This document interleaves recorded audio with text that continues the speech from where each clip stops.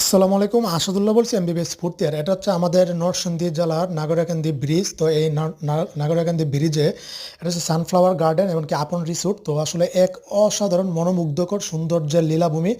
আপনারা চাইলে কিন্তু এখানে ঘুরে আসতে পারেন আর প্রকৃতিকে উপভোগ করতে পারেন। মেঘনা নদীর তীর, এখানে বিশাল বড় প্রায় 5 একর জমি নিয়ে এখানে অবস্থিত হয়েছে, মানে তৈরি হয়েছে এই নাগরাকান্দি ব্রিজের সামনে এই সূর্যমুখী সানফ্লাওয়ার গার্ডেন। তো এখানে আসলে আজকে আমি নরসিংদীতে এসেছিলাম মেডিকেল থেকে, তার জন্য ঘুরতে এসেছি।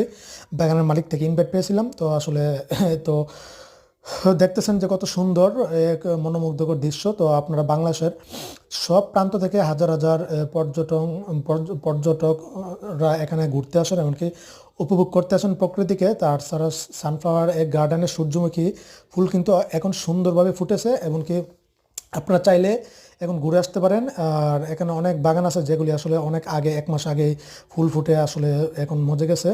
তো এগুলি এখন কিন্তু নতুন যে ওই এরিয়াতে যে ইয়াগুলি আছে এগুলি কিন্তু নতুন ফুল ফুটেছে, এগুলি অনেক সুন্দর দেখাচ্ছে। তো এগুলি আসলে আগের। তো পিছনে কিন্তু আরও অনেক বাগান আছে, হ্যাঁ। প্রায় বিশাল বড় এরিয়া জুড়ে কিন্তু এই সানফ্লাওয়ার গার্ডেন অবস্থিত। তো নরসিংদী রেল স্টেশন, অথবা আপনি যে ঢাকা থেকে বেলানগর আসবেন, বেলানগর থেকে আপনি অটো অথবা রিক্সায় বলবেন যে নরসিংদী নাগরাকান্দি ব্রিজ।